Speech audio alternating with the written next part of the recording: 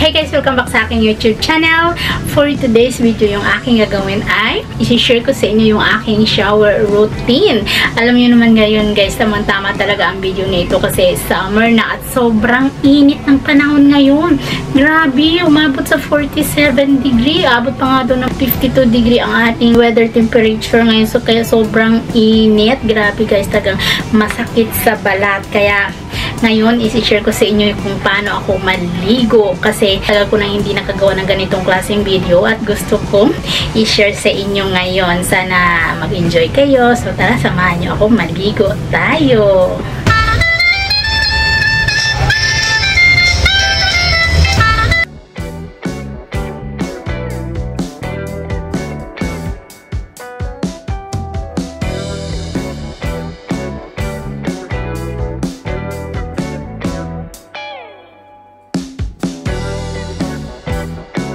Ito yung ginagamit kong sabon guys sa aking katawan, yung St. Ives Oatmeal Body Scrub. Napakaganda nito guys sa aking katawan at napaka-smooth sa aking balat, kaya talaga hindi ako napapalit ng aking ginagamit na sabon sa aking katawan.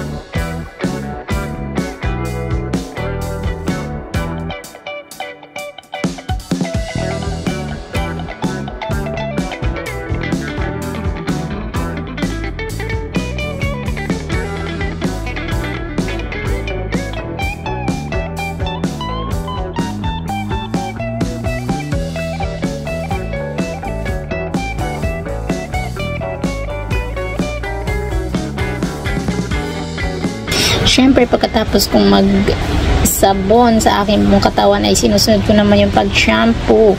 Yung ginagamit kong shampoo sa aking buhok ay yung Palmolive na colored shampoo kasi yung aking buhok ay may kulay, kaya kailangan ko yung gamitin yung shampoo na for colored hair.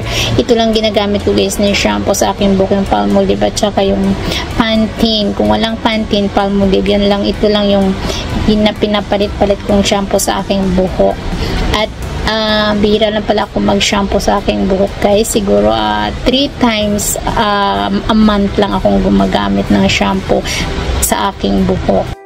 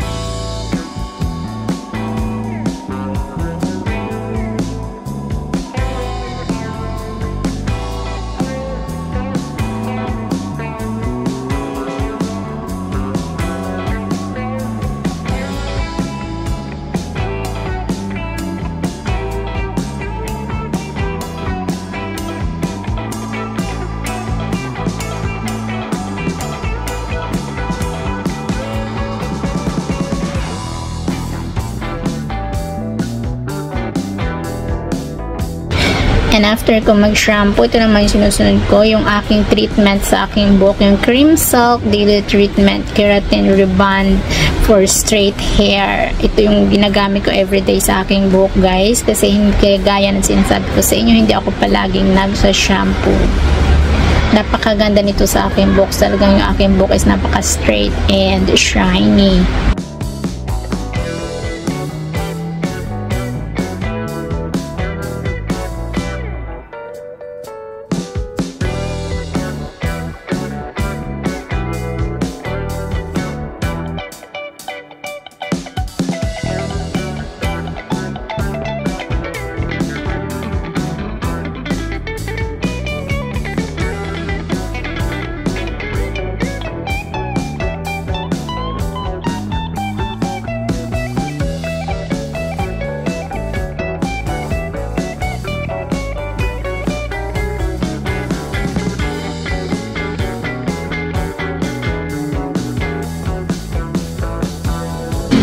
And sinusunod ko naman yung paglinis sa aking mukha. Yung ginagamit ko ay yung St. Ives din. Tinry ko ulit siya ngayong gamitin guys kasi nag-stop akong gumamit nito. Pero ngayon binalik ko ulit sa aking mukha kasi maganda rin ito para sa aking mukha. Hiyang na hiyang ako kaya binalik ko ulit gamitin ito sa aking mukha.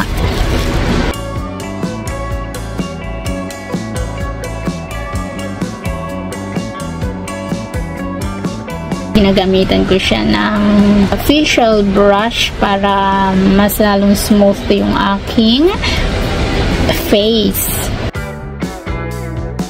Nakaset na pala ito guys ng 3 minutes. Kasi siyang namamatay pag tapos na yung 3 minutes.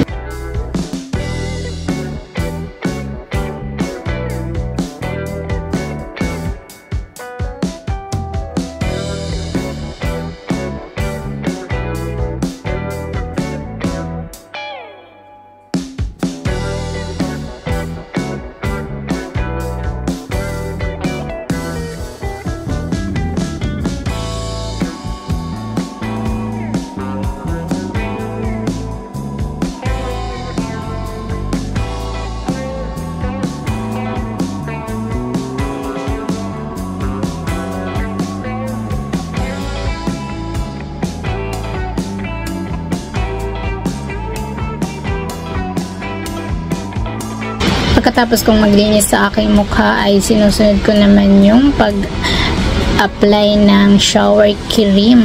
Kailangan ko mag-apply ng shower cream guys kasi yung aking ginagamit na sabon sa aking katawan is body scrub kaya kailangan maggamitan ng shower cream para lalong smooth and healthy yung aking skin.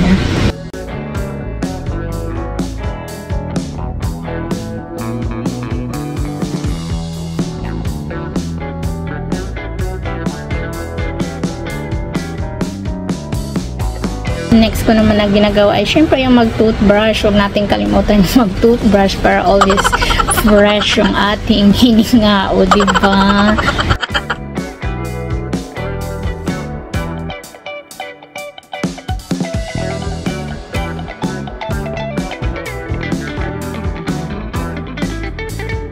And yung last na ginagawa ko sa aking pagligo ay yung paggamit nitong feminine wash. Girls, huwag natin kalimutan gamitin ito para always feeling fresh tayo.